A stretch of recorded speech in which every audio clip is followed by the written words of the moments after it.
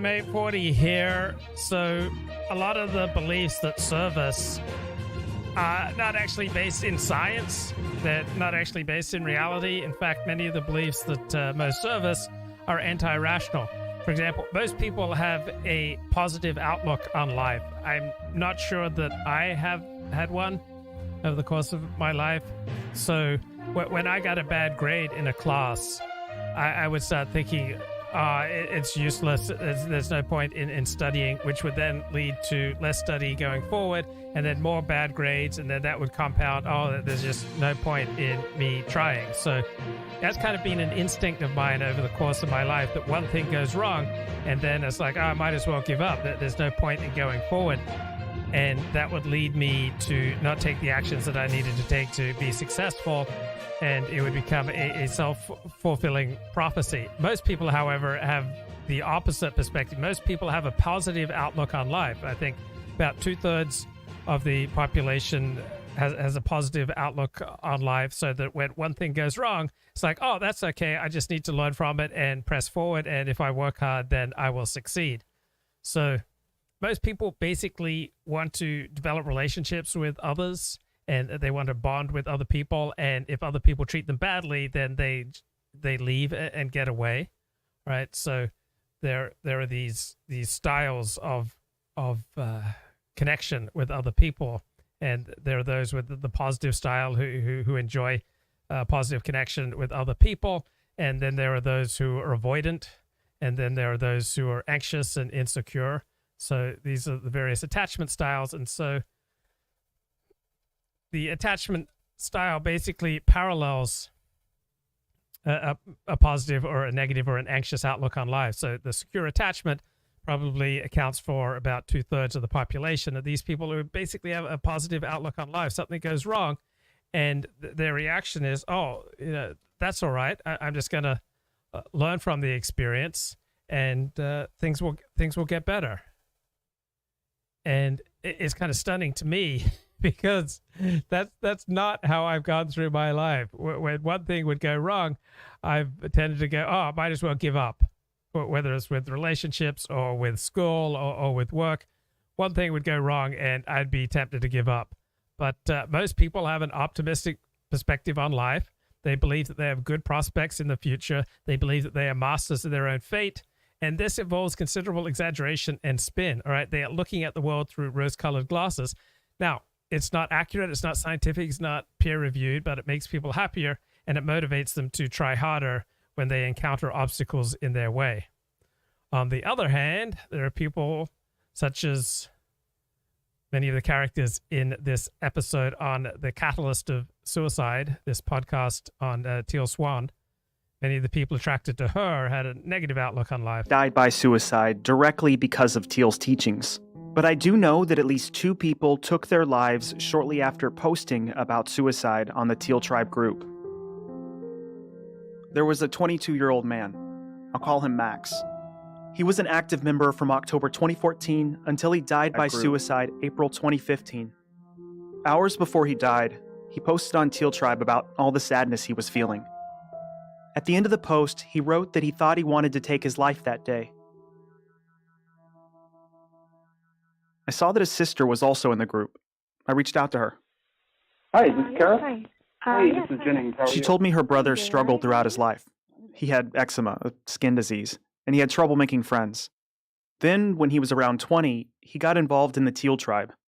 There was a point where he was really into it and watching all of our videos and stuff, and even my dad was concerned about it, so he started watching the videos just to make sure it wasn't some dumb cult or anything. He posted about how much he loved the community and how much he connected with Teal. He encouraged his sister to join. She did, but she wasn't very active. It seems like a cult to me, and I don't need that in my life. What about it strikes you as a cult?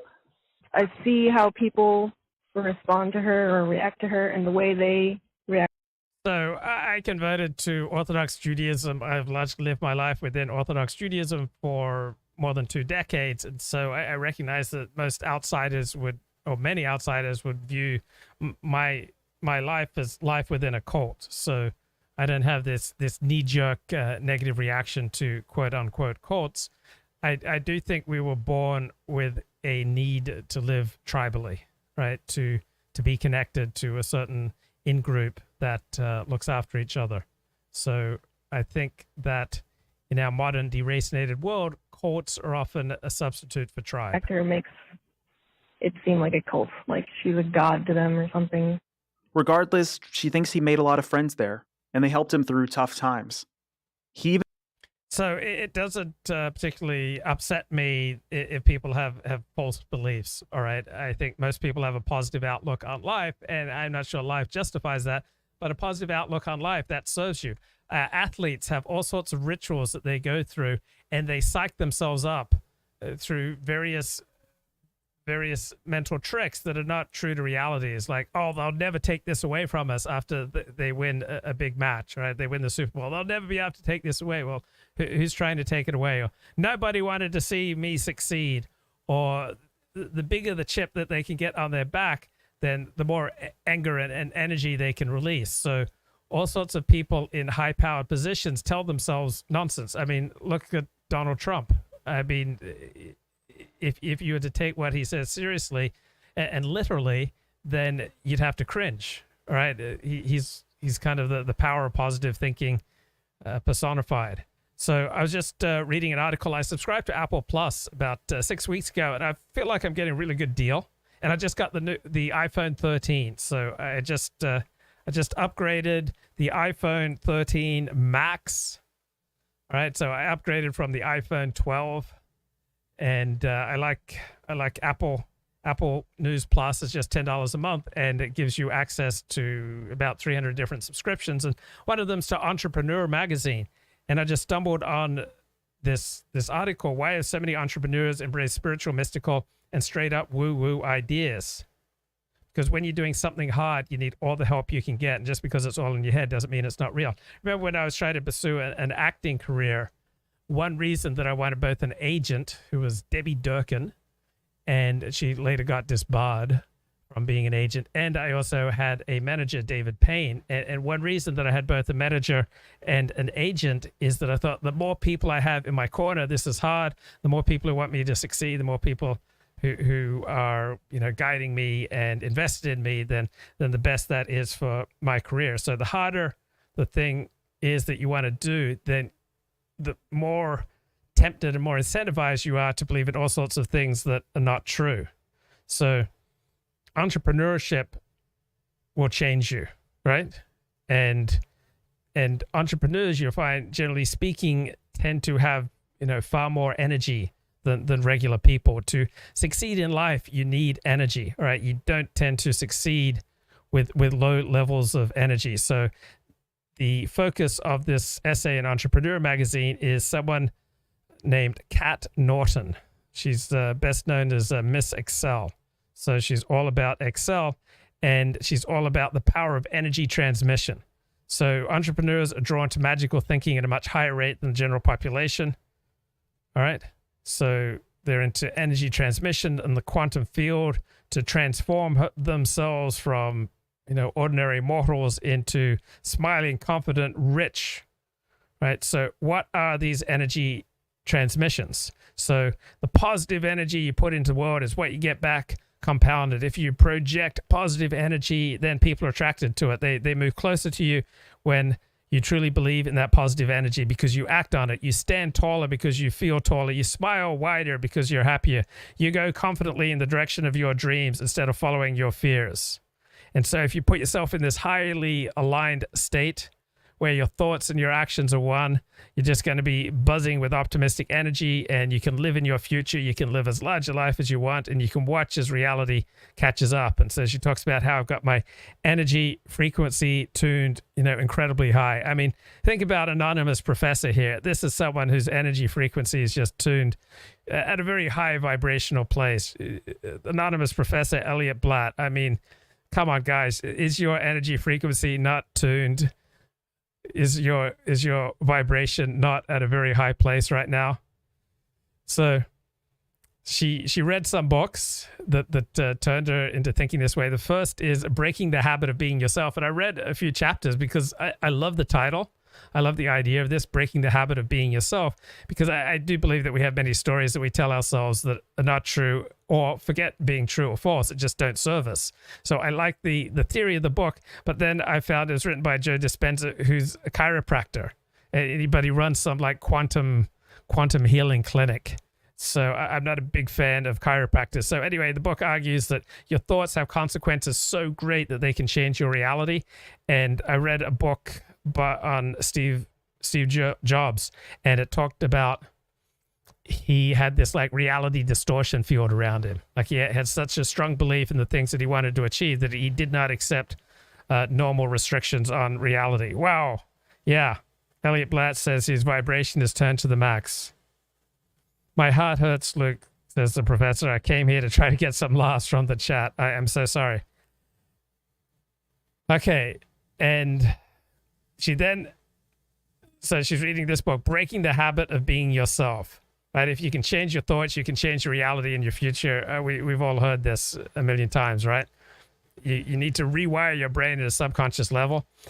And she not only loved this book and recommended it to a friend, she created a study guide for it. Then she bought the self-hypnosis course to be magnetic. Well, back in 2009, I think I spent like $300 buying a hypnosis course. I'm not aware of like doing anything with it. I mean, I spent probably 3 dozen hours with it, but I mean, it made all these wonderful promises, but I probably didn't really follow through as I should. But she got the self-hypnosis course to be magnetic from Lacey Phillips, the millennial manifesting guru who believes in unblocking subconscious beliefs of unworthiness. So, are you ready to unblock your subconscious beliefs of unworthiness tonight? So, to be magnetic, that helps you to supposedly rewire your brain circuitry. You get these visions of life that come from your childhood, and they come up, and you essentially show your subconscious that there could have been another way from the triggering downbeat memories. So this new path neutralizes the electromagnetic charge of the memory, so it's no longer triggering for you. Are you ready to neutralize the electromagnetic charges of your negative thinking? Then she got serious about Kundalini yoga. Okay, I was into Kundalini yoga for 2 years. So Kundalini means coiled snake energy. It's the divine energy that lives at the base of the spine. So Kundalini yoga tries to uncoil the snake and free the energy within us. So these 3 things, the book, the course, yoga, or deal with turning your positive thoughts into positive outcomes, right? So which is a pedestrian insight. I think we're all aware of the link between thoughts and emotions, and then the links go the other way. Your body affects your thoughts, and your emotions affect your body, and your body and your emotions affect your thinking, and your thinking affects your body and your emotions. All right, we're one entity that comprises a physical form, the body and the mind, but the mind resides in the body. The emotions take place in the body. So I'm not a big believer in mind-body dualism. So the more you're aware of the link between your thoughts and your emotions, the more you can distance yourself from your thoughts and treat them objectively, allowing you to redirect negative thoughts and engage with more positive ones, which then influences the emotions, because emotions at the subatomic quantum field, I have no idea what that means. I can't take that seriously. But anyway, waves of energy come up and we thrum. Not getting to thrum with positivity. And we can get others to respond in positive ways towards us. So I like woo-woo stuff. I'm simultaneously highly skeptical of it, but I have no doubt that this book and this course and this yoga that this woman's doing, Miss Excel, that it worked for her. So I think there are all sorts of things that can work for us that are not necessarily true. And Josh Randall says, I will not sleep until I've rescued Coach Red Pill from Nazi abduction. Press F for Gonzalo Lira. Yeah, hopefully he was just picked up by the Ukrainian security and asked to go home. So I don't really know much about Coach Red Pill. So Kat Norton sounds pretty similar to a common entrepreneurial quest to transcend your inadequate self. To level up, right? So this is similar to the neuro-linguistic programming of Tony Robbins, and NLP is just bunk, right? It doesn't really stand up to analysis, but I'm sure all sorts of things from Scientology to religion to different types of yoga can unleash the giant within for certain people. Like I'm sure that Scientology genuinely helps some people.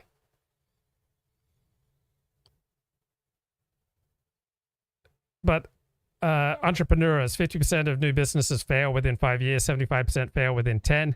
So yeah, I think the tougher your task, the more likely you are to seek energy from the world of unreality. So entrepreneurs are more likely to report a lifetime history of depression, 30%, about the same rate of ADHD, substance use problems, and bipolar analysis, 11%. Right? Because entrepreneurs work long hours, they have problems with vendors, employees, stress, not sleeping very much. Entrepreneurship is like staring into the abyss and eating glass, says Elon Musk. So the level of courage and energy that it takes to be a successful entrepreneur, it may not be available for most people on a purely rational basis. Right? You probably, for most successful entrepreneurs, you have to believe all sorts of things that are not true. And breaking the habit of being yourself was all about quantum physics and Einstein's theory of relativity. Okay, speaking of quantum healing, here's Elliott Blatt. What's going on, bro? Oh, what's up, bro? Shalom. Blessings. Blessings. Luke, I've been waylaid by allergies for the past week. It's really eating, and it's really killing me, Luke. Can't enjoy life. And are these coming from some undealt with trauma from your childhood? I wish it were that simple, but I just think you need to manifest the giant within, bro. I'm doing whatever I can. I'll take anything at this point. But this has never happened to me before. I used to always just laugh at people when they complained about allergies, and now I'm reaping the rewards of my hubris.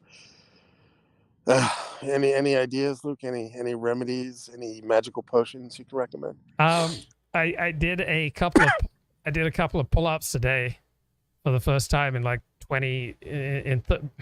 since I was 21. So 34 years I did some pull-ups. You did? Wow. Yeah. You know, I walked by. It's funny. I walked by a pull-up bar and I just looked at that and I said, I wonder if I could still do that. And I didn't want to find out. You should find out, bro. You should hang on it. Just hanging on it. Just holding your own weight, I think, is really good for you. I mean, my arms might just fall out of my sockets. It felt good. Now, I'll admit, the only way I successfully pulled off the pull-up was to jump up to the tree branch. So I kind of had that upward cheating quantum energy, and then I just like just pulled myself up the final 2 feet. Well, you know, like last year I was doing sit-ups, but I found a way to cheat at sit-ups. Yeah, you do that? No. You get some hand weights, you know, like little mini barbells, 5-pound, 7-pound barbells, and you kind of throw them up as you go up. So it gives you like this gives a little boost, you know, and you could sort of imagine that you're doing it the hard way when in fact you're doing it the easy way. I would think sit-ups would be really bad for you, that they'd lead to curvature of the spine. Oh, they're bad for you? I didn't hear that. Yeah, I think it kind of deforms and shortens your spine. I mean, planks I think are good for you. I do planks. Like I do like 2 minutes of planks a day. Oh, I want to get that 6-pack back, bro. You know what I mean? So you can't help me with my allergies, man. What's going on? No, but Ricardo is back, man. Wow, member for 15 months. Hail Luke, hail Elliott, hail the Duve, hail our people. You got a super chat. I'm out in the park right now, believe it or not, trying to like take the bull by the horns. I'm trying. Why don't I just expose myself to as much pollen as possible and see if I can stimulate my body to get used to it? But oh gosh, it's hell. I never had allergies until February of 1988, which was just like a week or 2 or 3 before I descended into chronic fatigue syndrome. I got the first allergies of my life. Yeah. So maybe you've got a whole lot more hell ahead of you. Yeah, like a nice lost decade to look for. Yeah, maybe you've got a lost decade ahead, bro. No, but it's terrible. It's like my eyes. It feels like they're on fire. It feels like somebody just dumped a bunch of salt into my eyes. It's just I can't work. Like they come on like around after lunchtime, and then I can't do any work. Bitcoin solves this. Hopefully, yeah. I'm gonna be one of those guys on the street with a little sign, cardboard sign, felled by pollen. Anyway, so it's an interesting topic, though. The whole like the cult of positivity, the Silicon Valley ultra optimism. It's I wonder about it. I go back and forth on it. Well, what consciously, what non-rational or even anti-rational and false beliefs have you used to your benefit, or do you currently employ? Well, I don't know. I mean, okay, you call this irrational, call it not you call it irrational, don't call it irrational. But I couldn't live if I didn't think there were a purpose to all of this. I don't know how I could live. I don't know how I could get through the day. Yes. Like this basic fundamental positive assumption. Yeah. I couldn't rationalize doing anything. Yeah.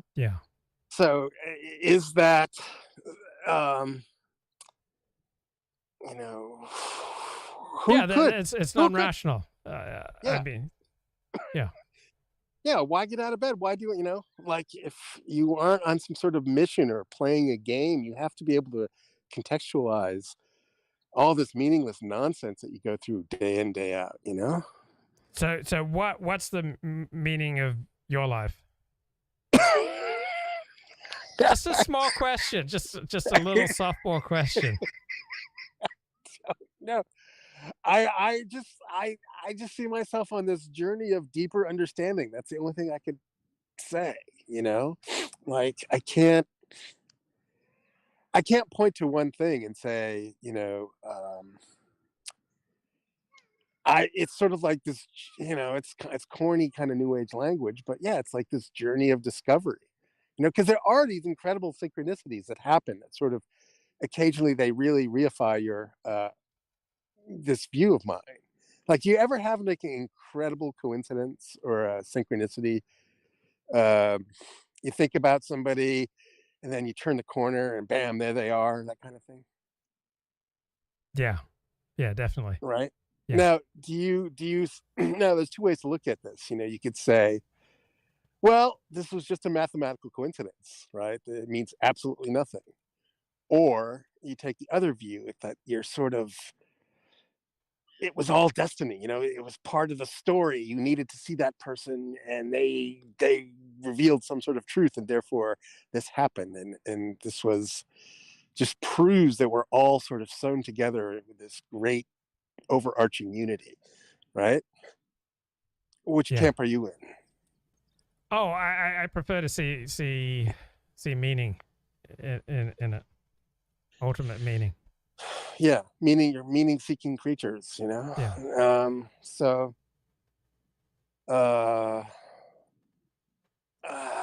But like, okay, so I don't know. I mean,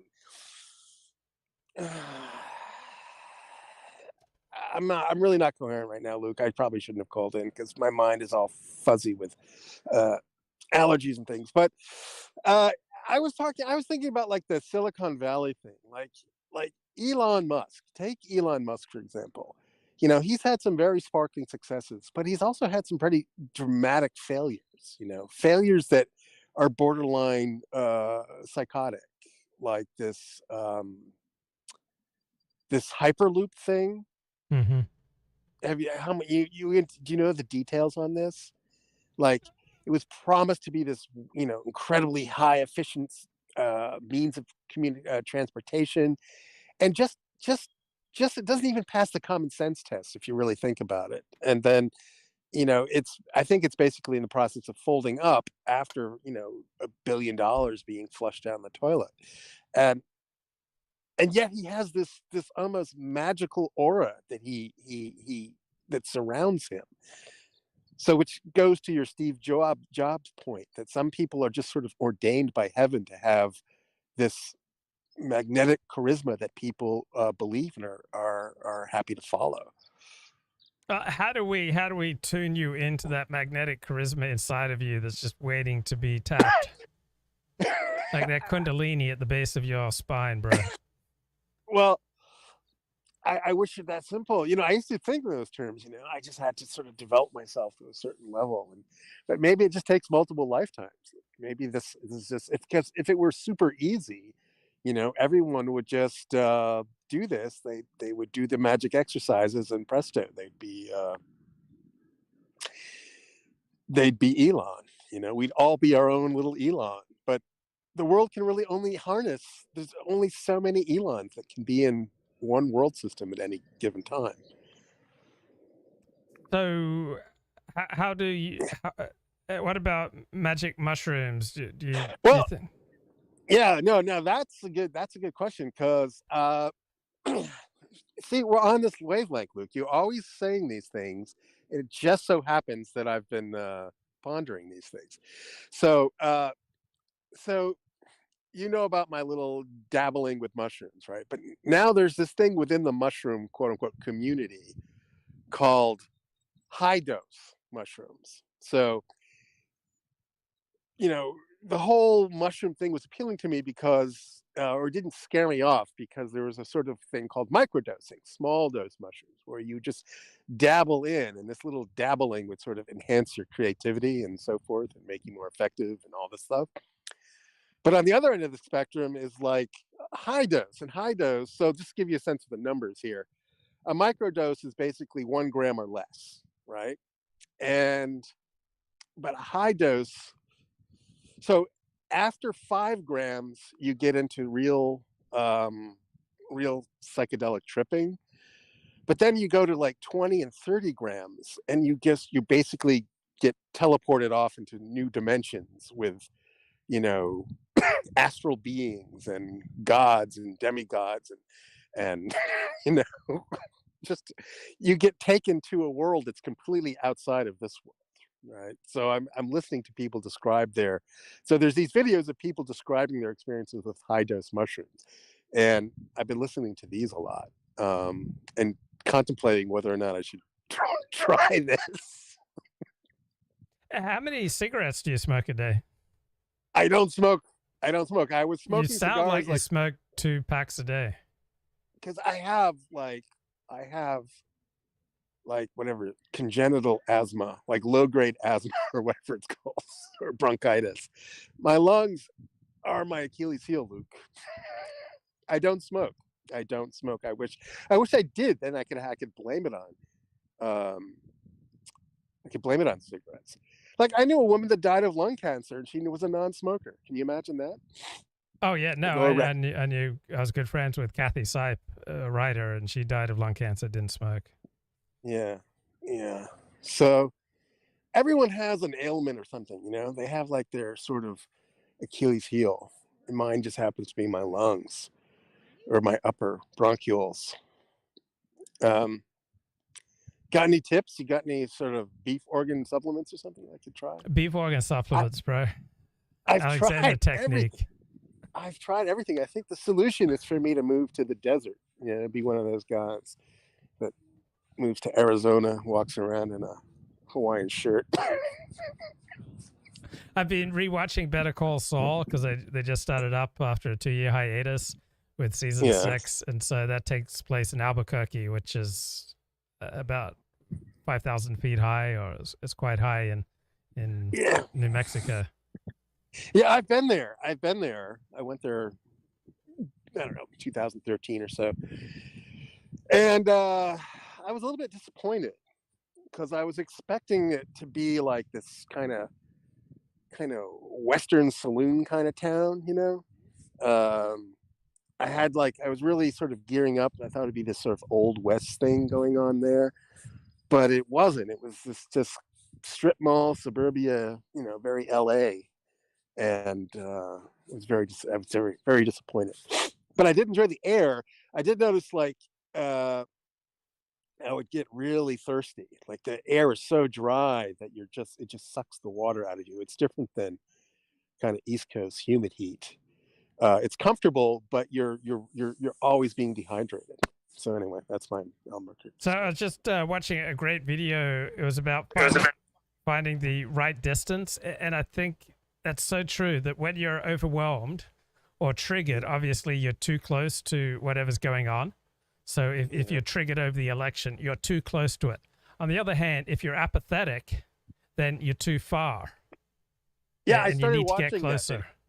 I started watching that video. What do you and think? I get interrupted.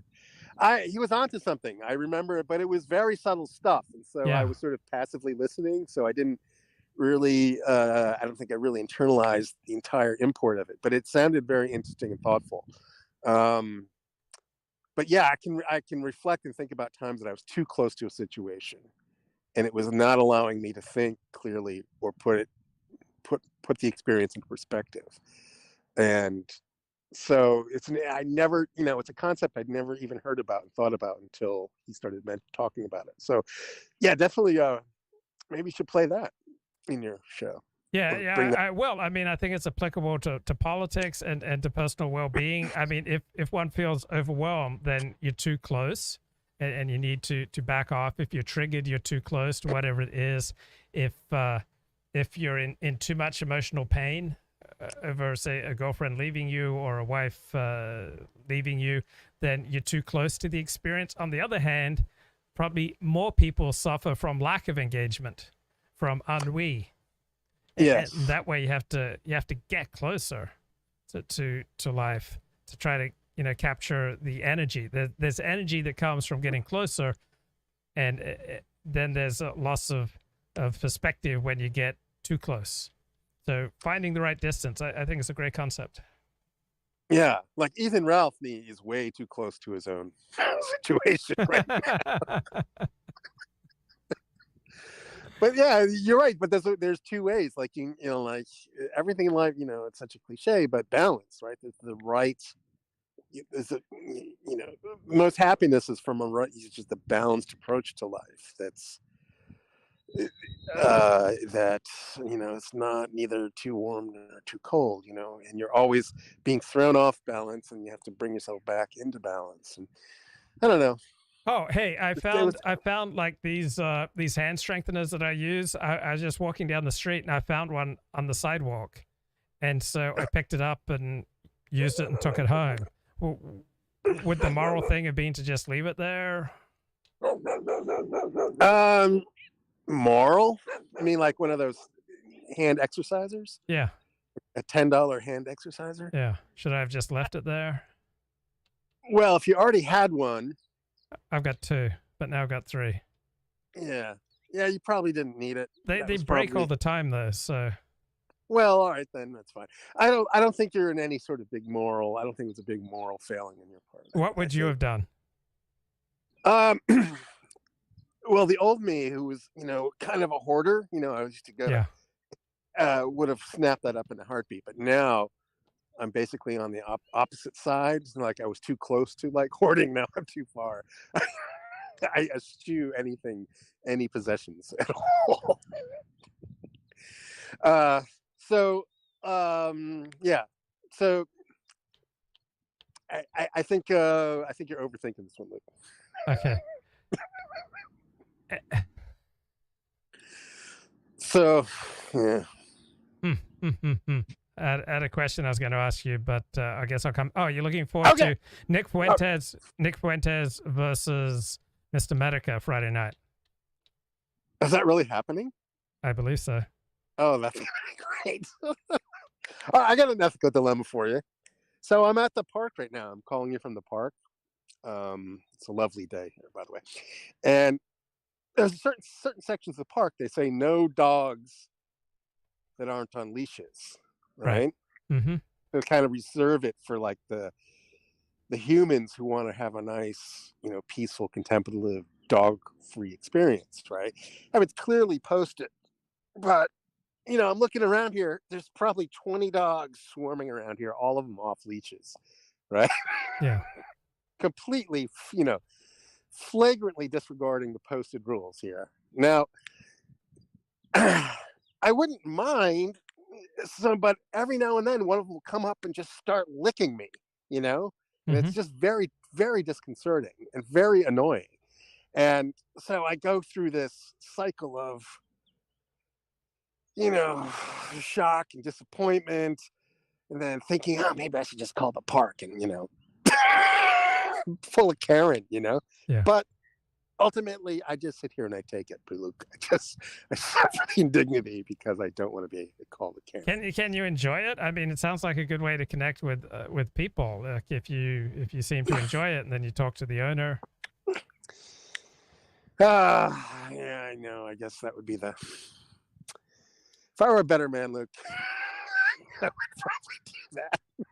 So I was walking down Pico Boulevard on the second day of Passover, and there was this homeless guy who was walking up towards me and then past me, and there was a loud sound soon after he passed me, and he was knocking over trash cans into the street. So as I look at the direction he's gone, he's knocked over all sorts of trash cans. So he's a homeless guy? Was he yeah, homeless? looked mentally ill, or something was off, looked homeless, and he was just going around knocking over trash cans. And I did not say anything. Like, why risk, something awful going on? But he'd left this long trail of destruction. Well, yeah. See, I'm getting attacked by a dog right now. Oh, see? Too bad this was on a video. You could have watched me getting attacked by a dog. I can hear it.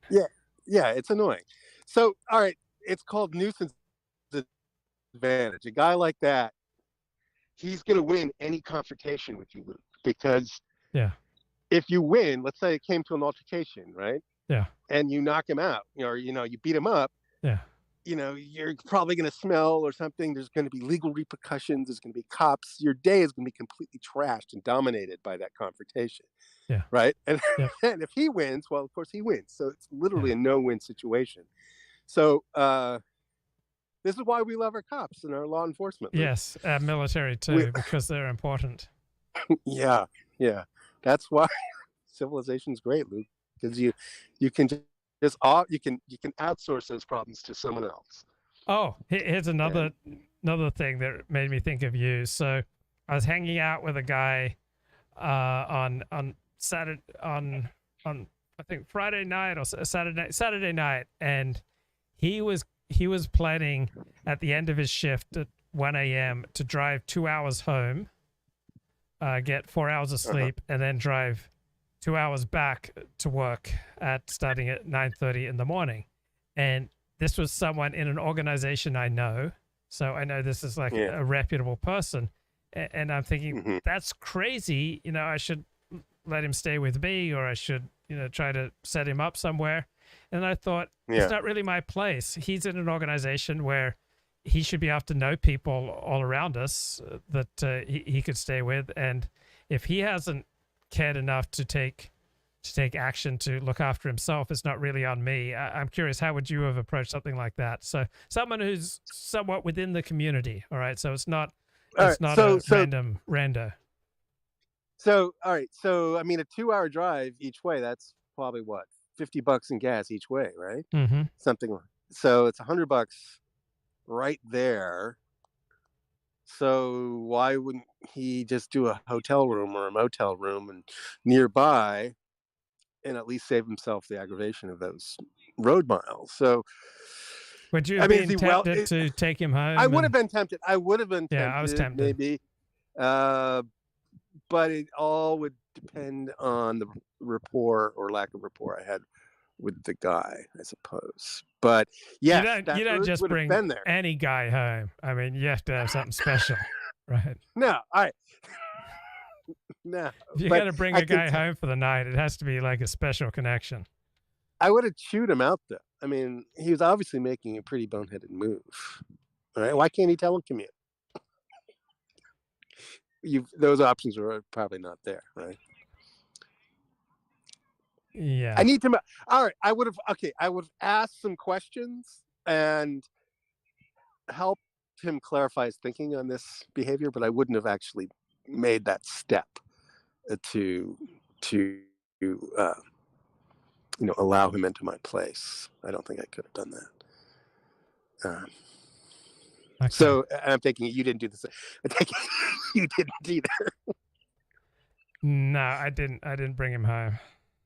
Okay. But So I did think about it. So 1 minute, 2 minutes, 5 minutes. How long did you think about it? I thought about it for 10 minutes, but I thought about it longer. I actually talked about it with other people the next day, just trying to see how other people would relate to that situation, because hospitality is not one of my strong points. So on a 1 to 10, where 10 is highly hospitable and 1 is not at all hospitable, I'd estimate myself at something like a 3 or a 4. Yeah, that's basically where I put myself too. Yeah. The older me, that would have been, probably a 7 or 8. You would have had that guy Very over for hospitable. sure. Well, I mean, you would have shared your bed with him. Well, desert cultures, Luke. Yes. If you remember, like a desert tribe, that's a big part of their culture, is being hospitable. That you're supposed to basically take in the stranger and feed them if they show up in your door. You know about this? Yes. Like this desert hospitality. Yeah, the Afghans are very hospitable. I mean, they didn't want to send bin Laden away because it would have violated their culture of being hospitable. Yeah, there's a code to it. There's like a, but you're you're just duty bound to take someone in like that. But was this a one-time only thing, or is this something he does, 5 days a week, drives 2 hours both ways? I think it's something he does 5 days a week. That's ridiculous. Why didn't he move or get a different job? Well, because you can have a more beautiful home 2 hours away. You can have a big, beautiful home. Yeah. I don't know. Coach Red Pill, what kind of role has he played in your life? Thoughts and prayers. Not a big role, but I did definitely know of him. And I think I was way back when I was subscribed to him for a little while there, but I got sick of him very quickly. But he was also part of the sort of Andy Worski, Ralph, IBS world for a while there. So that's why it's kind of interesting. Like, there's video out there of like Ralph Worski,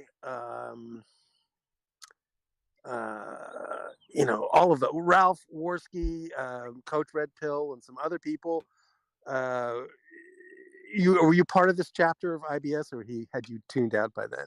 I was mildly aware of it. I don't remember, think I spent much time. There was going to be a fight in Memphis. Tonga. Yeah, vaguely. Donga, yeah. And Andy were going to fight in Memphis, so they all converged in Memphis. And Coach Red Pill flew over from the Ukraine to be part of this somehow.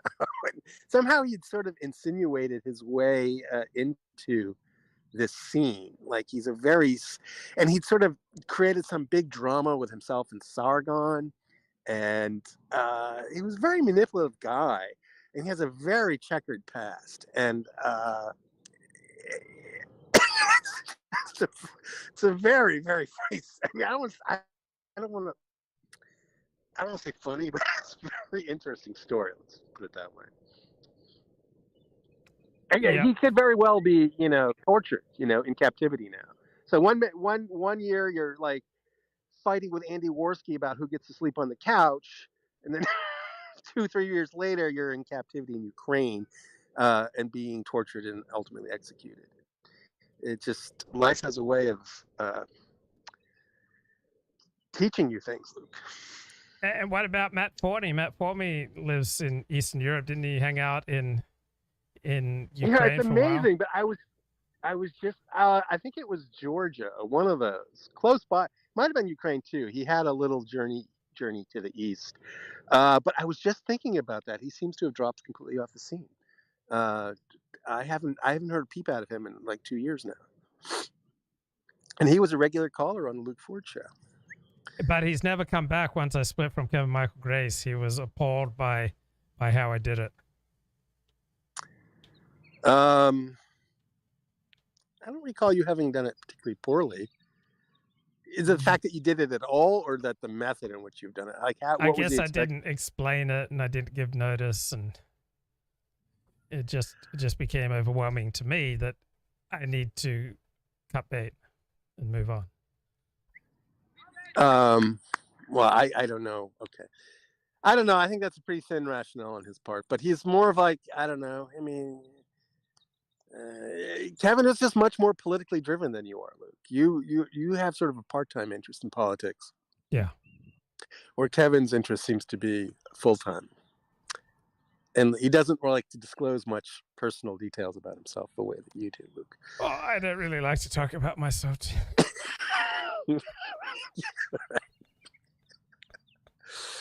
Oh, man, lovely day here, Luke. Wish I could turn the camera on, but I'm so puffy that, I don't want people screenshotting. All right, well, I think I'm gonna, I'll probably drop now. But put on that balance, that distance talk. That was very interesting. Okay. All okay. Right. Thanks, bro. Peace. All right, later. Hi, Serge. So we're going to be talking about a subject that's dear to your heart, finding the right distance from experience.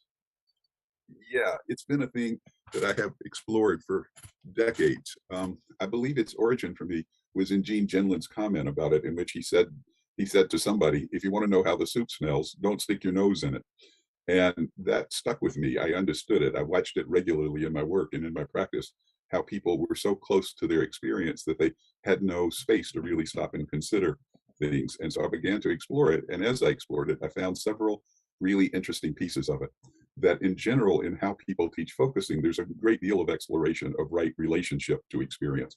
But the truth is once after you've learned about right relationship, it's hard to institute, because if you're too close to that experience, you can't access you can't access easily the part of yourself who knows about right relationship. And so I began to find that the more I worked with people about right distance from the experience, the more easily they could access right relationship. And that began to be a focus in my practice. And so I began to really help people see that they had a natural relationship to distance if they stopped and paid attention to it. So for somebody who doesn't know what you mean about distance from experience, in practical term, what does it feel like to be too close, to be too far, to be at the right distance? Wonderful question. I take as an example, because it's more extreme, and I think one we all relate to, is the example of when somebody says something to you that really catches you off guard. And we get kind of flustered and kind of off center, and we kind of just tend to go unconscious and disappear. So the experience is too intense. And if you want to really do something alive and creative with it, you have to back away from it far enough that you're not so overwhelmed. So that's an example of being too close, being way too close to experience. So in practical terms, in this case, is we're talking about reactivity. And a sense of, there's a feeling of threat, feeling like knee-jerk reaction of immediately responding to it, not having that little space inside to assess the situation and find a more mindful response. I think that's a fair way to say it. What I have noticed, though, by dealing with it in terms of distance, that people began to be able to observe themselves, or they began to get a sense of that. Because you can have a bodily sense of being too close. There's a feeling of pressure and a feeling of being pushed or rushed that comes with being too close. And so I really try to help people say, wait, slow down, pay attention, move away from it far enough that you can observe what. Right. So if you're experiencing great loss, the loss of a marriage, loss of a friendship, loss of a job, loss of a dream, loss of a physical or emotional or spiritual ability, loss of a community, then getting some distance from the loss would be helpful. On the other hand, so many people are just apathetic, and I think they need to zoom into life. And the closer you get, like with a close-up, all right, a close-up tends to be more compelling when you're watching a movie or a TV show, and the long shot tends to just provide more of a break and more of a perspective. And same with writing. So I know with writing, to make it most energetic and to grab the reader's attention, you want to get as close as possible to the action, while you can't maintain that breakneck, intense pace the whole time through your writing. So then sometimes you zoom out and get the 10,000-foot level. Right, back to this essay in Entrepreneur magazine. So talks about the thoughts that we entertain become the stories that we tell and the lives that we lead. So we can choose to varying extents what channel we want to tune into in our brain. So I'm a 55-year-old bachelor, and so I could tune into a channel of, oh, why have I never gotten married? Why have I never had kids? Why have I never sustained a relationship longer than a year? You know, why have I never made more than $100,000 in a year? I could just go through my failures, and I could tune into the channel of failure. But I don't choose to do that. I choose to tune into a channel where I'm happy and grateful for what I have in my life and for what I've accomplished, because that makes me feel happier. So as his professor of psychology at the University of Virginia, Timothy Wilson, and I'm reading his book, Redirect, and it contains 10 chapters of examples of how changing the story about yourself, story editing, changes your circumstances in profound, quantitative, and peer-reviewed ways. So after a single half-hour editing session, the college freshman at risk of flunking out not only remain in school, but carry B averages or even make the dean's list. So I know how much a little bit of failure has sent me into negative spirals in the past. And just a little bit of encouragement has started me on positive spirals. So I think one of the main differences between me at 55 and me, say, prior to 45 is that I am more resilient. I'm not as needy for someone to, give me a pep talk, that I'm more likely to pull myself out of some kind of negative spiral. So these changes came from single story editing session. So these internal narratives become external actions where the changes of life are compounded. So, for example, two people get a D result on a calculus assignment. One person who's predisposed to negative thinking feels, okay, I don't belong in calculus class. I don't belong in university. It doesn't really matter how much effort I put in. I'm never going to get it, right? And that's kind of been my lifelong predisposition till recently. And that person will tend not to put much effort into future calculus assignments and therefore will tend not to do well. Another person who's got a more normal, positive attitude says, oh, I just need to apply myself more. The type of study and the amount of study that I did in high school is not going to cut it now that I'm at university. And so that person then applies herself more. She gets good grades, and good grades lead to feeling better about yourself and positive spiral. So a bad grade can lead to a negative spiral where you feel worse about yourself. And because you feel worse about yourself, you do fewer of the things that you need to do. So Redirect, that's the name of this book.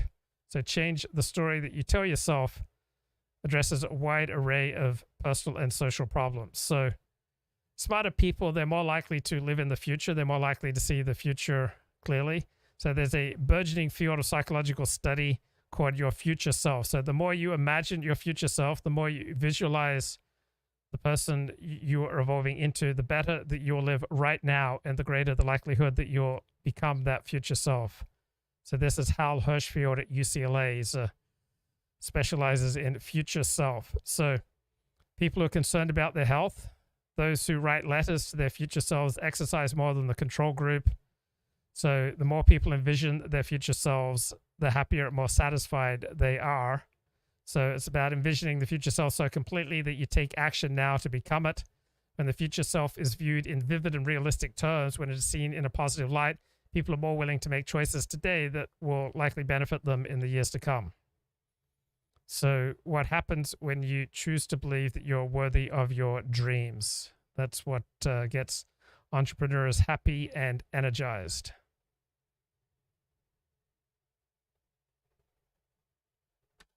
What's actually happening inside of yourself. So you're talking about something that's a built-in way to assess it, is to pay attention to the felt sense. And right. If there's a felt sense of some kind of pressure, then it corresponds to something that's too close. And so it's you following that felt sense to see, am I feeling a little less of that pressure? Therefore, I'm a little farther. When does it feel right? That's right. Yeah. I want to go back to an earlier version of this conversation, because there is actually two variables in terms of our relationship to our experience. One is right distance and the other is right relationship. And it was originally that how much I observed that other people who taught focusing taught right relationship quite thoroughly, but they didn't pay attention as much to right distance. And as a result, people get the right idea of finding right relationship, being friendly towards experience, being open towards experience. But that's hard to do if you're too close to it. Or if you're too far away from it, the opposite end of that spectrum is somebody says something really important and impactful, but you're so far disconnected from your experience that you don't really hear it and give yourself a chance to move towards something that might. Right. So you don't just want to distance yourself. You also want to sometimes get much closer to the action in your mind. So there's a very powerful essay on The Ringer about a young father who's got terminal cancer. And he went to join a life group. So he joined a church. He'd met one of the pastors who had invited him, and it was a small group of people who met at the pastor's house every week. And he didn't know what to expect going to this group. There were a dozen people talking to each other. He didn't know any of them aside from the pastor, and he barely even knew the pastor. And so he says, I didn't know what to do. So I headed over to the table with snacks. Eventually the chatter died down. Everyone sat in a circle. They all introduced themselves. And I'm thinking, wow, am I supposed to say I'm an alcoholic, or is this some kind of cult? And nothing exciting happened. They sang a few songs. They talked about the Bible. Then at the end of the meeting, everyone paired off to pray for each other. And the pastor asked me, what do I think of this group? And would I come back? And I said, I guess I'll come back. I wasn't sure. So this was 7 years ago. And some of the strangers from the house on that first night are now some of his closest friends. So it didn't happen overnight. It took him a long time to feel comfortable. And he joined Life Group after it already started. But I know people have similar programs in churches or synagogues. You see the same people every week, tell them about your problems, you hear their problems, do that for long enough, you become friends, right? You get to know people that way. It's intense. Life Group goes from being an obligation to something you look forward to. Making the commitment to come every week is still hard. There are always other things to do. Sometimes you're tired. It gets even harder when you're married and you have kids. The people are not always easy to deal with. We don't necessarily have a lot in common. Sometimes you have to search for things to talk about. You can be vulnerable with people. They don't always respond how you would like, and you don't agree with how they see the world. And for the past 2 years of COVID, the Life Group met over Zoom for a while. And people ask me whether I have to be more careful because of my terminal condition and the pandemic, but it's really the opposite. I don't have the luxury of waiting for life to get back to normal. This might be the only time that I have. He says, I can't imagine not being in a life group at this point. Human beings aren't supposed to go through life as just faces in a crowd. It's like that song from Cheers. Sometimes you want to go where everybody knows your name. So a life group is a kind of insurance, right? People talk about medical insurance and life insurance when they get sick, but relationship insurance is far more important. And this author reflects, I didn't need my dad's money, but I could have used some of his friends. And the author notes, I wish I could have said that getting diagnosed with cancer has brought me closer to God, that my faith is stronger than ever. That's not how it worked for me. I wanted to believe in a miracle. You know, I wanted to believe in a God who heals people. But the healing that he got was not from abstract faith or from theology. It came from the weekly life group that he joined. In fact, be quite important. So the beginning of right relationship to experience is finding right distance. For me, it is. It's my experience that for most people, that in order to find right relationship, they have to first find right. In order to find right relationship, they have to find right distance to experience, and from there, they're much more open and able to respond rather than just react to what's happening around them.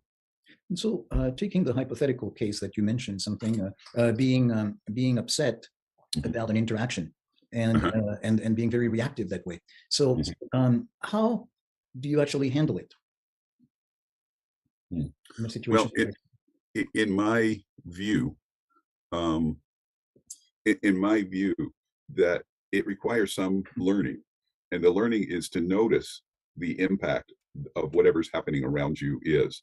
Like, if you are so over impacted by what's happening, you can't respond very well. It's like you become just overwhelmed, I guess is as good a word as any.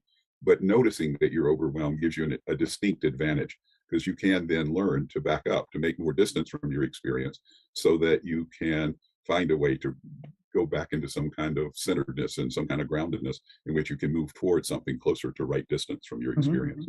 So I'm going to say it in a different way to see if we're on the same wavelength.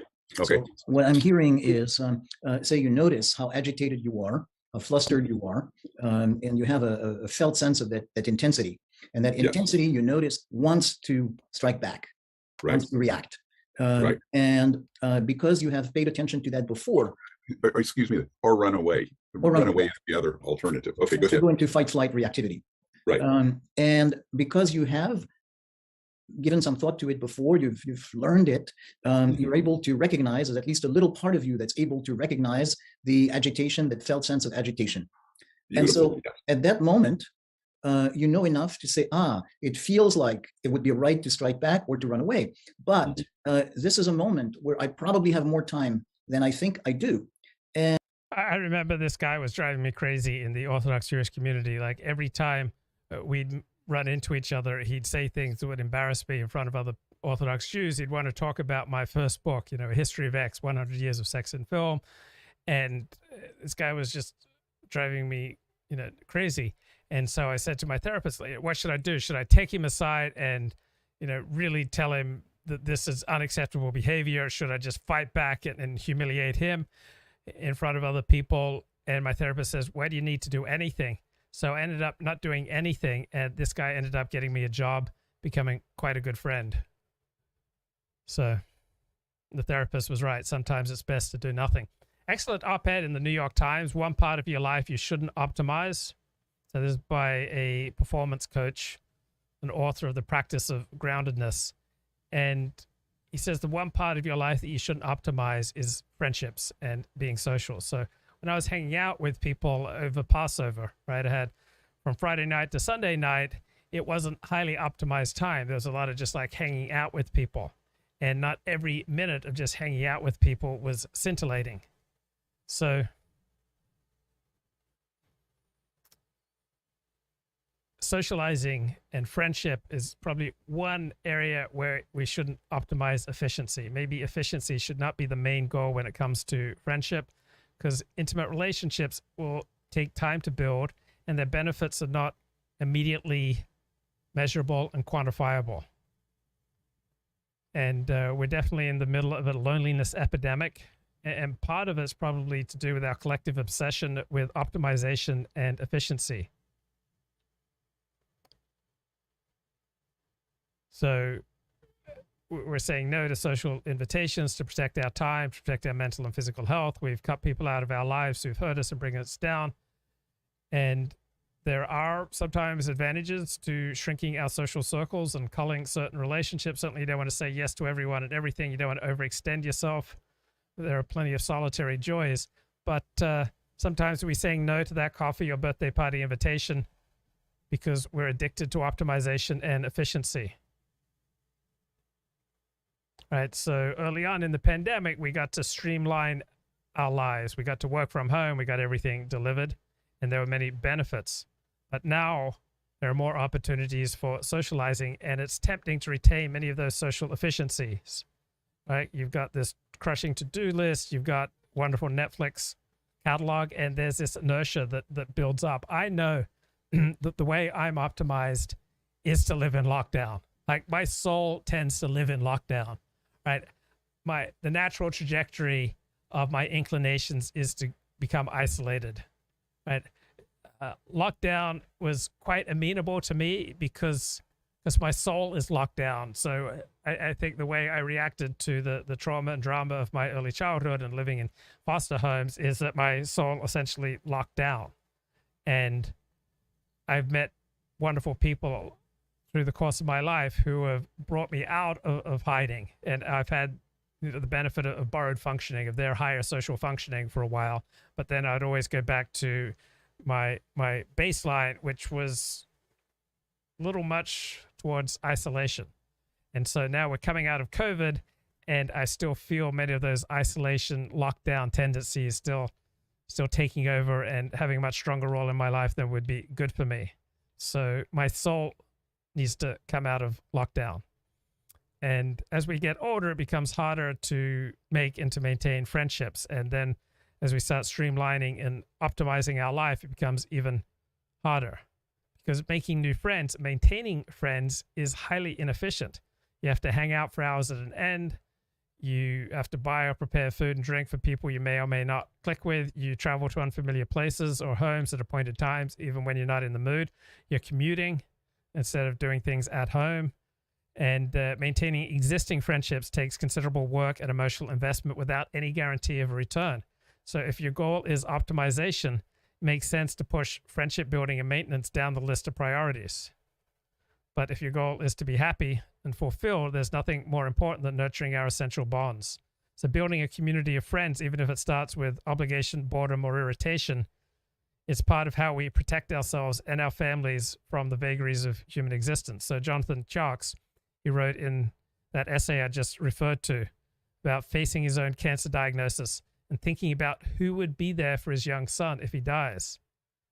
And I've got friends who are looking at very serious illness where the outlook is bad and they've got children.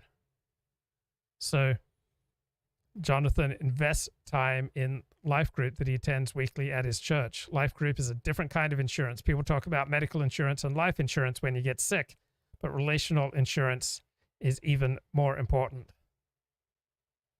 So even if our relationship building muscles have atrophied, they can regain their strength. So loneliness and isolation build on themselves, but so do friendship and community. As you meet and connect with a greater number of people, you expand your social circles, skills, and confidence. I remember I just was introduced to this one woman at synagogue, and suddenly she started schlepping me around the community. She was taking me to meals. She was taking me to parties. Like suddenly my life just like vastly expanded just from one additional connection.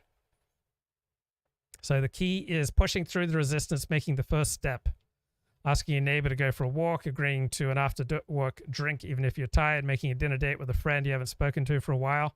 You'll be glad when you're there, and you'll be glad afterwards that you did it. Whoa. Anonymous Professor, thank you so much. Super chat, $20 for the greater good of free speech and interesting ideas.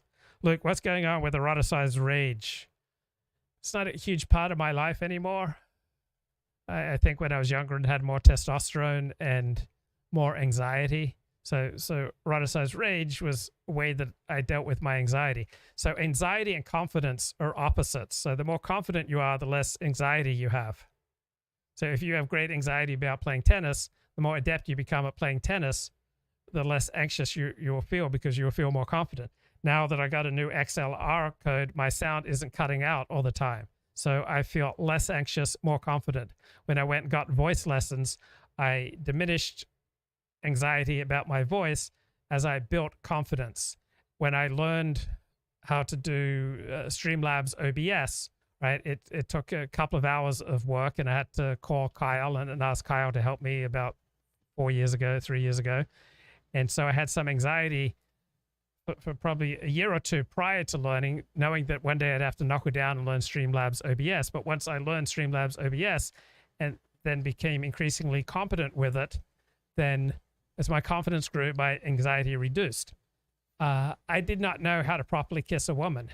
And then something like January 1st of 1983, it was that Sugar Bowl where Georgia Bulldogs and Herschel Walker lost to Penn State. And then I went up into a loft, and a friend introduced me to this girl who was a freshman.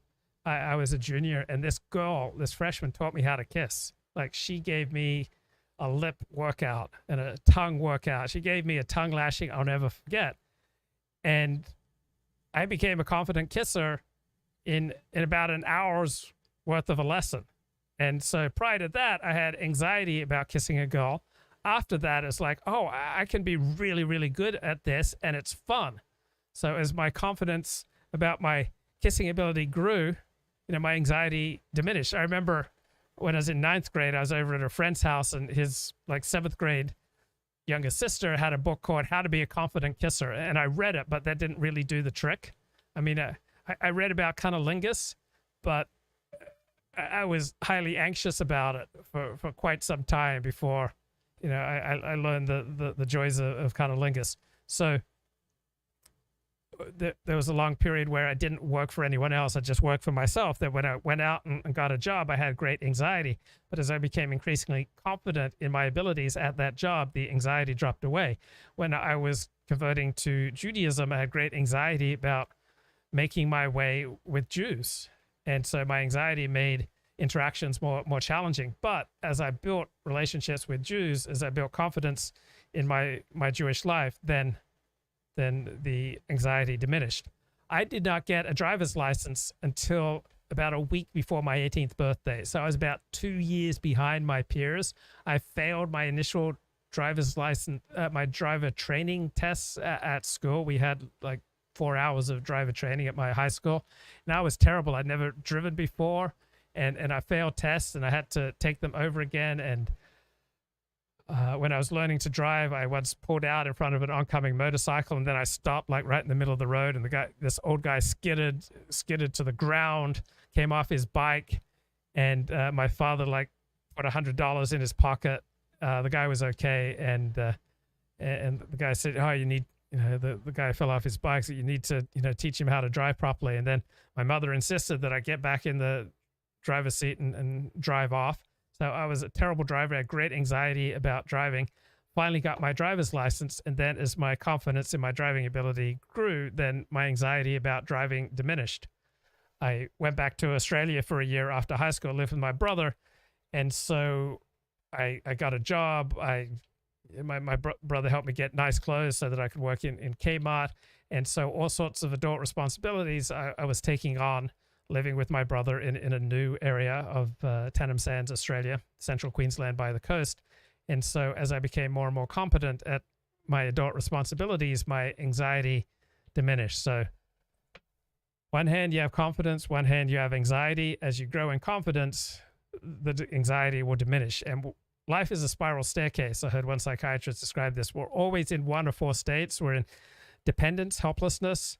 We are in loneliness, feeling small in a big world. We are in mastery, where we're getting good at something, or we are in overconfidence, grandiosity, right? And so we're always moving in and out of these four states. We never graduate from these states, but whatever state you're in, you can always work on mastery. You can always become more competent. You can always develop your mastery of things. And then as you develop more and more mastery of various parts of life, you tend to have less and less anxiety. If you have a fear and you confront it, you emerge successfully, do it 100 times, you'll get better and you'll have little fear of failure. Right. So, but if you have a fear and you don't do something, that fear gets stronger. If you have anxiety about doing your taxes and then that day you don't do your taxes, your anxiety grows because you get a dopamine hit from fleeing your fear or fleeing from your anxiety. And so anything that we put off that we should be doing, we are making that fear and anxiety stronger. And that distance between the impulse to strike or run away and actually taking a moment to consider it mindfully is already finding distance. It's moving in the right direction. It is my experience, Serge, that people who learn to think about it in terms of distance have an advantage over somebody who just is being mindful. Mm-hmm. It's actually a quite good distinction to make here. I hadn't thought of it, but I'm glad we're talking about it. That if you have had some training, and I hate that word, but it really is probably the right word. If you've had some training in noticing, being mindful of the distance rather than just mindful of the feeling, it offers you a step up over just. Okay, let's see what Tucker Carlson has to say. Good evening and welcome to Tucker Carlson Tonight. Last year, unbeknownst to pretty much nobody, a woman in Brooklyn started a Twitter account that was comprised almost solely of videos of liberals talking about themselves. So the concept was very simple. Find interesting tape that had already been uploaded to the internet by the people who made it, and then repost that tape. There was no editing of it, no special effects. There was very little editorial content. And the woman who does this is an Orthodox Jew. The idea was to let activist types describe in their own words what they believe, unfiltered. The woman who created it called that account Libs of Tik Tok. Libs of Tik Tok now has more followers than the entire population of the state of Wyoming. Libs of Tik Tok's audience dwarfs the nightly viewership on CNN. So it was quite successful, by definition. The question is why, and here's why. It turns out that as repellent as academic lifestyle liberalism may seem to you as an observer, the reality of it, as described by the people who actually believe this stuff, is even worse than you ever imagined. It's really beyond belief, both idiotic and disgusting. It's like watching someone eat roadkill. You feel nauseous, but you can't turn away. So Libs of Tik Tok found all kinds of tape on the internet, but they found a bunch of selfie-style videos from the publicly available social media accounts of teachers. They didn't snoop. They just put what people had already posted. Here's some of what they found. Hi, my name's Az and I'm a preschool teacher. Recently we started wearing pronoun pins and the kids get to pick a new pronoun pin every. We have some that pick like she, her every single day and we have some that change up. So I'm a non-binary preschool teacher and my kids know I'm non-binary. They know I'm not a girl or a boy. I use they, them pronouns in the classroom. We work on it. Not all the kids get it. That's okay. And I go by Mix Gray in the classroom, not Miss or Mr. Man, y'all thought me teaching the children about me being poly was crazy. But not only that, but they also know that I'm gender fluid. I'm going to give you my explanation about what it means to be transgender as well. So when babies are born, the doctor looks at them and they make a guess about whether the baby is a boy or a girl. Kids as young as 3 and 4 are actually aware of their gender identity, even if they don't have the language for it. To say that pre-K through 3rd grade are not ready for such topics is actually internalized homophobia and transphobia. So those are the people in charge of tending to your small children's minds while you're at work. Now, maybe you agree with the views you just heard. Maybe you think that doctors just guess at the sex of newborns. Maybe you don't agree. It almost doesn't matter. Either way, you have a right as a parent to know what these people are teaching to your children. And yet before Libs of TikTok, there was not an easy way to find out what they were teaching. You had to take the teacher's word for it. Well, it turns out there are an awful lot of videos like this out there. Libs of TikTok found a lot of them. Here, for example, is the scene at one private school in Washington, D.C.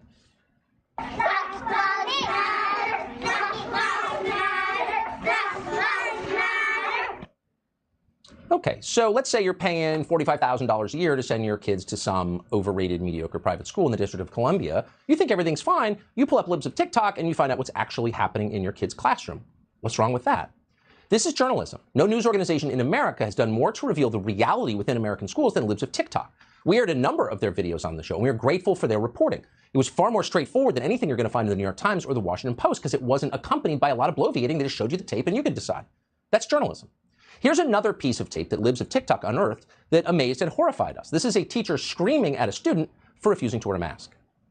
You're playing? Are you playing? No, I'm not. Otherwise, I will call the police. Oh. I'm serious. Yeah. I'm serious. Yeah, I am serious, man. I have had enough of it. I knew you were going to take off your mask the moment I turned the corner. So enjoy BIA. That's in school suspension where you have to sit in the room with the military guy all day.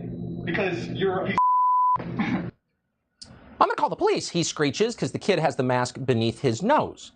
Now again, maybe you're okay with your kids being taught by emotionally incontinent nutcases like that, maybe you're not, but you probably ought to know either way. So you can see why Libs of TikTok quickly became so very popular. You didn't have to wade through some long editorial to find out what was actually happening. You could see the raw video, and again, you could assess it for yourself. Millions of parents are grateful for that. So is Christina Pushaw, who's the press secretary for the governor of Florida, Ron DeSantis. It was partly in response to videos that she saw on Libs of TikTok that Florida ultimately banned public school teachers from lecturing kindergartners about sex. That's no law. It's one of the most popular laws in the state. The majority of Democrats support it. So Libs of TikTok was getting results, as good journalism does. Not bad for a Twitter feed. So, of course, that Twitter feed had to be shut down. The Biden administration and its many servants in the news media set to work. The neoliberal slander machine Media Matters published 4 separate hit pieces on Libs of TikTok in just the past 3 weeks. It was trafficking hate for allowing liberals to talk about themselves. It was anti-gay. As if the site was attacking anyone. It certainly was not attacking gays. It was just playing tape of people talking about themselves in their own words, video that they uploaded. Well, Twitter could not stand this. They shut down the account entirely twice. They suspended it. One of those suspensions came after a complaint from a Harvard law instructor called Alejandra Caraballo. Quote, "My report on Libs of TikTok violating Twitter rules got them suspended," he bragged. Yet the woman who runs Libs of TikTok kept going. So ultimately, Jeff Bezos weighed in. Bezos' personal newspaper, the Washington Post, decided to harass the family of the woman who operates Libs of TikTok. They couldn't find her, so they went after her family. The Post sent what it calls its tech columnist, Taylor Lorenz, to show up outside a home that belongs to one of the woman's relatives. And then Lorenz set about trying to find the woman herself. She couldn't. She sent a direct message on Twitter to someone who turned out to be not that woman, who had nothing to do with the account whatsoever. But because she did that, we know what Taylor Lorenz was saying. Here's what she said, quote, "You're being implicated in starting a hate campaign against LGBTQ people." Right. A hate campaign. So here you have Taylor Lorenz, who's effectively acting as the Stasi for the deep state, trying to intimidate a private citizen into silence. And this morning, she gave it her best shot. The Washington Post published a piece by Lorenz linking to the name, the physical address, and the real estate licensing information of the woman who runs Libs of TikTok. After the Post published the article, the woman behind Libs of TikTok went into hiding. That was, of course, the whole point of the exercise. People know where she lives because the Washington Post linked to it, so she had to leave. Now, Taylor Lorenz, of all people, knew this would happen. She knew what she was doing when she wrote the story. She was trying to shut this woman up. It was just a couple of months ago, you might remember, that Lorenz herself complained on television that she was being harassed and that no one under any circumstances would be allowed to show up at her home. Here she is. Trolls live everywhere. Can you just explain what it's like? Can you draw a picture of what it is like when a surge of harassment hits? It's horrifying. And it's not just me either. You know, they immediately dox you and go after your family members. They try and look up everyone who's ever, you know, been associated with you. And it's just completely overwhelming and terrifying. Oh, they go after your family members. Can we put that picture back up? Can control them do that? This is Taylor Lorenz outside the family members of the woman who run Libs of Tik Tok the other day, harassing the family members. Now, the tape you just saw comes from January. Then in April, just 8 days ago, Taylor Lorenz, who cannot stop talking about herself, drowning in Lake Me, cried on television because she'd been criticized online. Watch. I've had to remove every single social tie. I had severe PTSD from this. I contemplated suicide. It got really bad. You feel like any little piece of information that gets out on you will be used by the worst people on the internet to destroy your life. And it's so isolating. And terrifying. It's horrifying. I'm so sorry. It's overwhelming. It's really hard. It's really hard to be from Greenwich and work for the Washington Post. It's hard. No power. But if you really think it's hard, if you're really against that kind of behavior, why are you engaging in it at scale? So a few weeks later, after shooting that performance, Taylor Lorenz shows up at the door, and there's the picture right there, of a relative of the private citizen who posts videos that Taylor Lorenz's bosses don't like. And then she posts that person's identity online. So this is obviously an intimidation campaign designed to shut down a highly effective Twitter feed. But take one step deeper into the story and ask yourself, did Taylor Lorenz, the woman you just saw crying on TV because she has PTSD, did she really do the reporting here?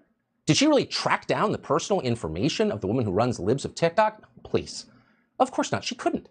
Taylor Lorenz is not a reporter. Apart from whining about herself on television, she has no skills. She couldn't do a weather forecast in a rainstorm. She's not a journalist.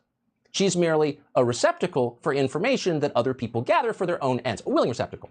So where did she get this information? Who gave her the identity of the woman who runs Libs of Tik Tok? Well, actually, we don't have to guess because today's Washington Post story answers that question. The Post piece tells us that information came from a man called Travis Brown. Travis Brown runs the, quote, Travis Brown hate speech tracker, which uses a variety of proprietary methods to reveal personally identifying information of private citizens who stray from the approved storyline. Now, who pays for all this? That's the question. Well, the Travis Brown hate speech tracker is funded by something called the Prototype Fund. Here's how the Prototype Fund describes the point of Travis Brown's project. Quote, prominent right-wing extremist accounts on Twitter and Facebook have developed a well-documented pattern to distribute controversial and extremist content to their followers and then delete it before moderators have the opportunity to react to it, in other words, before it can be censored. Archiving is an important element in counteracting this behavior and has, in many cases, led to prominent victories in the fight against the extreme right. Extreme right. So not all hate speech is the same. The hate speech tracker does not target the hate speech of BLM riders or Antifa. No, only enemies of the Biden administration and the guys at Davos. How do they do it? Well, Brown's methods, according to him, included using automated software to save user account names and social media posts long after they have been deleted. So there's no hiding from these people. Now, that appears to be a violation of Twitter's terms of service. Not that we care because they don't care. We reached out to Twitter about this. Isn't this a violation? They ignored us. They suspended our account. What's interesting, though, is that Travis Brown himself appears to be a former Twitter employee. So again, who's paying for this? Well, a foreign government is paying for it. The Prototype Fund gets its money not from private donors, but from the government of Germany, Germany's Federal Ministry of Education. It says so right on the website.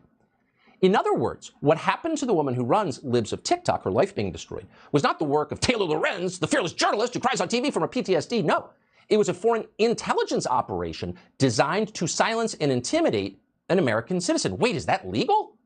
Did the Biden administration have any role in this particular intel op? Why is the German government trying to shut down an American Twitter account posting about American teachers? And since she was the recipient, the willing recipient of this information from a foreign government designed to destroy an American citizen, why hasn't Taylor Lorenz at the very least registered under the Foreign Agent Registration Act, FARA? We seem to remember quite a bit of talk about this over the last few weeks. We think there was an impeachment trial over it. Someone went to prison because of it. But Taylor Lorenz can take information from a foreign government to crush an American citizen, clearly as part of an intel operation, and she's a journalist in good standing at Jeff Bezos' newspaper? Lots of questions here. We hope we can get to the bottom of all of them. We're going to start tonight by talking to the creator of Libs of Tik Tok, who joins us right now by phone, and we appreciate your coming on. So I just have to ask, because I'm really interested, why do you suppose the German government wanted to shut down your Twitter feed? Well, I think that what I'm doing is very effective, and I think that a lot of people wanted to shut me down. They wanted to intimidate me into silence. And unfortunately for them, that's just never going to happen.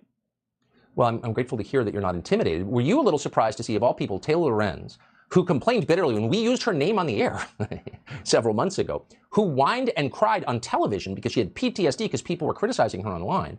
Were you surprised that it was her who came after you personally and tried to destroy your life? Yeah, I thought that was really humorous. It added a really nice layer of humor on top of the whole story. And I think that the fact that it was Taylor Lorenz, who is a known, hypocrite and she is known to dox people, the fact that it was her that was doing all this, I think it just helped people rally with support for me. Have you noticed, I know you're not a psychiatrist, or perhaps you are, I don't know who you are, but are you surprised that the people who are the most deeply enmeshed in narcissism, who talk about themselves the most, are also capable of the greatest cruelty? Have you noticed that trend? Yes, I've noticed that a lot. I've noticed it with a lot of TikToks as well. I think it's a little bit of a trend on the left. Yeah, I obsess over myself, so I'm willing to hurt you. So what's your status since we have you on the phone? How are you doing tonight? You don't need to tell us where you are, but how has this affected your life, this Jeff Bezos piece? Well, the past 2 days have been very chaotic and overwhelming. I had to make some travel plans, really fast, but I was not planning on earlier, so there was a little bit of coordination that had to happen, and I'm now in a location where I don't think anyone would find me, not in any of the locations that Taylor Lorenz leaked or that anyone can find. But it's been a little bit tough, but I'm not going to let this get me down. Well, I hope we see you in our studio someday. Thanks so much for joining us tonight. We appreciate it. Glenn Greenwald is an actual journalist who has done actual reporting over many years. He's been following this very closely. You can find him, of course, on Substack. Glenn, I have to ask you, too, why would the government of Germany be funding the doxing of an American Twitter account? What are we looking at here, do you think?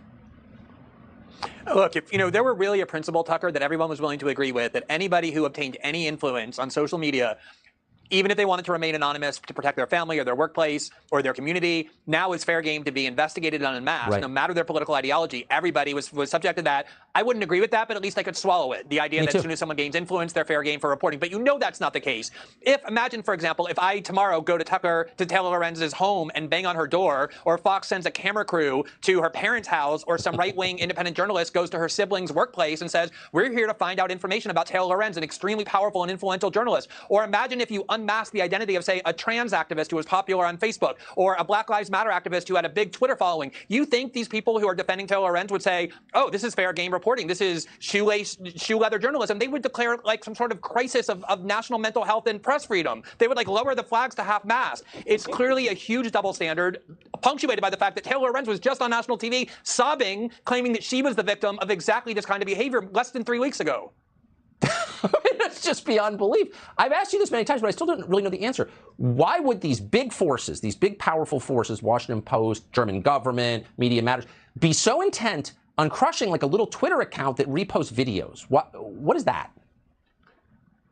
This is the way journalism changed in the Trump era. When I grew up, the reason I admire journalism, the reason I went into it was I studied things like the Pentagon Papers, where documents were released showing the Pentagon was lying to the American public about the Vietnam War, or people confronted the Nixon administration with Watergate, or people exposed power centers. What has happened is, in the Trump era, the media convinced itself, the corporate media, that the real threats to the United States were no longer the CIA and the Pentagon and the NSA and Wall Street and Silicon Valley, all of whom are on their side and trying to undermine Trump. It's the Trump movement and people who are conservative. Those are criminals in their eyes, and they've moved their media lens from the people who used to be the target of it, people in power centers, to individual citizens whose only crime is that they have the wrong ideology. And they're using their vast resources. The Washington Post is owned by Jeff Bezos, not to challenge actual power centers, but to destroy and wreck the lives and reputations of people who they regard as having the wrong politics. That's all this is about.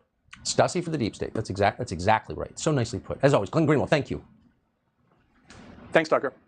So the country is a little freer. We don't often report that. We're grateful to tonight. Mask mandates are being lifted all across the country. Okay, that's Tucker Carlson doing some good work there on Taylor Lorenz and Libs of Tik Tok. So I was listening to a terrific podcast on the catalyst of suicide, Teal Swan. I want to play a little bit more from this podcast from Gizmodo. And started dating someone he met in the group. I believe that's how they met, though. Just because she posted something about her wanting to commit suicide. Kara says Max commented on the woman's post, trying to help her get through it, and a romance budded from that. But she says that relationship was tumultuous and only made things worse. I wondered, What is the effect of bringing together all these raw nerves rubbing against each other, people with suicidal ideation? Studies show that suicidal behavior can be contagious, but there's a whole lot about suicide we still don't know. We know that folks at risk of suicide might connect with other people who are also feeling badly. They might connect with other people who are also considering a death by suicide, and they might support each other in that. April Foreman studies suicidal behavior, and she focuses on the intersection of suicide prevention and social media. She's a suicidologist. What do we do with them? What interventions work? You know, people are still guessing and speculating on that. The facts are we just don't know. We don't know because of how little research we've done on suicide, like shockingly little. Suicide research gets funded at the same rate of research on smallpox. Do you know how many Americans have died by smallpox in the last 20 years? I don't. 0. Suicide is the 10th leading cause of death. The 10th leading cause. And with internet forums like Teal Tribe, people can post their suicide notes and thoughts online. Can that inspire more suicidal behavior? I hoped April could weigh in on whether it's dangerous for people to talk about suicide in an internet forum without any moderation. Everyone is always nervous about the dangers of people talking about suicide without a grown-up in the room or whatever, without a trained professional, without someone being responsible. I think that we don't know that that's necessary. I thought she would be a little more concerned. And I think this just shows that there are major misconceptions about suicide.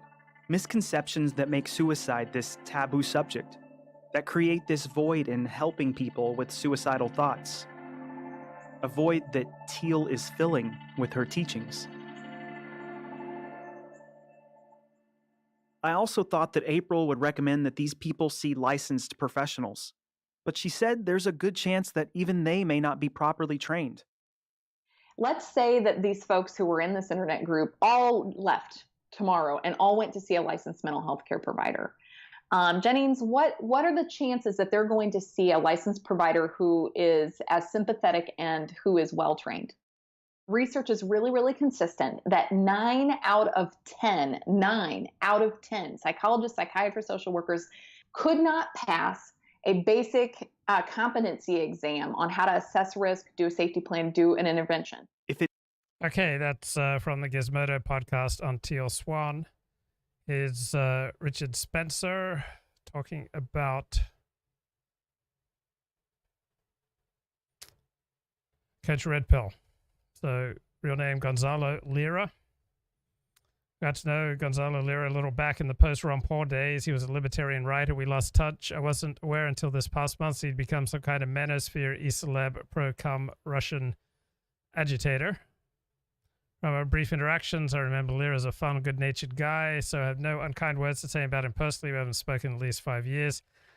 That being said, you simply can't travel to a foreign land and then agitate on behalf of an invading army, not expect to be jailed or worse. The online right, largely alienated from the nations in which they reside, seems to exist in a hyper-reality in which politics and war are basically a video game to be played for clicks, cash, and clout with no real-world consequences. It's one thing to join a foreign legion. Whatever one might think about such a choice, you're putting your chips on the table and risking it all. I don't think Lira was ever aware that there might be consequences to his actions. Yeah, I've interacted with low-achieving people who wanted to go off and join wars, even though they didn't really have any training in doing that. Elon Musk says, under population low birth rates, what are the biggest threats to civilization? Pull the camera back and just think, you're a father now of 7 surviving kids, and well, I mean, I'm trying to set a good example because the birth rate on Earth is so low that we're facing civilizational collapse unless the birth rate returns to a sustainable level. Yeah, you've talked about this a lot. That depopulation is a big problem, and we yes, people don't understand. Population collapse is one of the biggest threats to the future of human civilization, and that is what is going on right now. What drives you on a day? Okay, based Elon Musk. Here's a little bit more from the Gizmodo podcast on suicide catalyst Teal Swan. Moderation, however you want to look at it. She has a sacrament. It's known as CP, completion process. And she has a clergy. She has a priesthood. And those are those who are initiated into the CP. The completion process practitioners. Those are the people who Teal trains in her signature process. Where does the the Teal Tribe Facebook group fit in? The church? Yeah. Congregation. But it's fascinating. It's a cyber congregation, yeah. With so many people making the comparison, I decided to reach out to someone who understands cults. Stephen Hassan. The mind is very influenceable, and so the information and experiences that we're getting in person or virtually through the internet have a dramatic impact on our brain and on our emotions and on our beliefs. Hassan is a mental health counselor and an expert in mind control and, well, cults. I'm not saying that Teal is a cult leader, and Teal told me she's not a cult leader, but I thought maybe Hassan could help me understand her influence. So my producer Jessica and I drove up to meet him at his office in Massachusetts. So we go up there. Shoes off, or? You don't need, just wipe your shoes. Hassan spent years in the controversial Unification Church. He pulls from his experience as a leader in the group and his own research on the psychology of destructive cults. He understands the potential dangers of following a charismatic spiritual leader. So I was getting a new iPhone this afternoon, and people would periodically come into the store to presumably buy phones. And this young woman, about 18 years of age, came in and then asked me, "Oh, may I talk to you about a fundraiser I'm doing?" So I said, "Okay, okay." And then she told me, and she showed me some pictures that I wasn't interested in. It was fundraising for gap year kids. And so she was taking a year off between high school and college. And so I said, "No, thank you, I'm not interested." But she seemed amenable to carrying on conversation. And so she was young, she was pleasant, she was cute. And so we just kept talking. And I asked her, who's the recipient of this fundraising? She says it's the Unification Church. And I thought, oh, the boonies. And so I told her about the last 2 episodes of the podcast, Decoding the Gurus, which is all about the Unification Church. And she told me about her father. Her father was an atheist. So I didn't expect that. So I guess her parents were raised in the Unification Church, but she had a father who became an atheist. Her mother was lukewarm. And she wasn't like burning with fervor for the Unification Church. And she made the point to me, at core, we're all human beings. We all want to feel joy. And so she was a believer in the Reverend and in that version of Christianity. But she didn't seem, crazy or particularly intense about it. You don't meet that many members of the Unification Church in the circles that I run in. But at a perfectly pleasant, fun, 10, 15-minute conversation with this young woman, part of the Unification Church. And then she said, I have to go up and fundraise. And why did she need to fundraise? Are there better things for her to be doing on a gap year? I mean, I wouldn't wish anyone a membership in the Unification Church. On the other hand, I'm sure it provides some community and meaning for people. So if you can find meaning in your life, you're going to be happier. If you can find purpose in your life, if you're going to think that there's, transcendent purpose to life, you're likely to be happier and therefore to be better adjusted. When there's an authority figure who says, I can read minds, I can, I know the ancient wisdoms, I've lived many lifetimes, etc. If you accept that presupposition, you give over your ability to challenge that. Teal does claim to be an authority figure. She says she was born with extrasensory abilities, like clairvoyance and clairsentience. She can see auras, she can see into your past, and claims to have shared previous lives with several followers, including Todd and Leslie's husband, John. And she can access the Akashic records, which, according to some New Age communities, are the records of every thought and event that has ever happened or will happen. In her videos, she's in front of a trippy, calming background feeling of hopelessness and speaking in a soothing, almost monotone voice. It's undeniable that creation, consumption, and sexual energy go hand in hand. I sent a couple of Teal's videos to Hassan to watch before my visit. And even though she's talking about some pretty jarring things like suicide and abuse, he says the delivery itself is actually boring in its droniness. He says it can induce a trance. You zone out, but you don't realize you're still absorbing the information. I watched a couple of Teal Swan's videos, and she had a very hypnotizing backdrop of water that was just flowing. Some of Teal's videos have a digital background image of water behind her, like her video on suicide titled, "I Want to Kill Myself." She's in front of a lake, and the sun is setting behind her. It can elicit hypnotic effects. So I recognize by virtue of existing in this parallel reality, this this virtual world, and that people who tend to spend a lot of time on YouTube and a lot of time in live streams, generally speaking, are fairly isolated in real life. So ever since the Jim Goes Saturday Night Massacre, I've taken much more responsibility to try to make sure that what I do doesn't have a negative effect on people. So even if that means like 1/20th the audience of the blood sports, I recognize that the odds are high that someone who's watching this show right now is in a fairly vulnerable and isolated state. And to be making the kind of content that Teal Swan makes is the opposite of what I want to do. Somebody is sitting there, especially if they're doing hour after hour, video after video. And what I look for with hypnotic videos is not just the visual stuff, but also the words and what.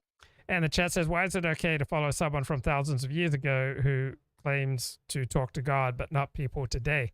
Well, if you're following someone from thousands of years ago, you're not following that person directly. You're following their teachings as mediated by traditions that have lasted for thousands of years. So I am someone who's by inclination conservative. I am right-wing.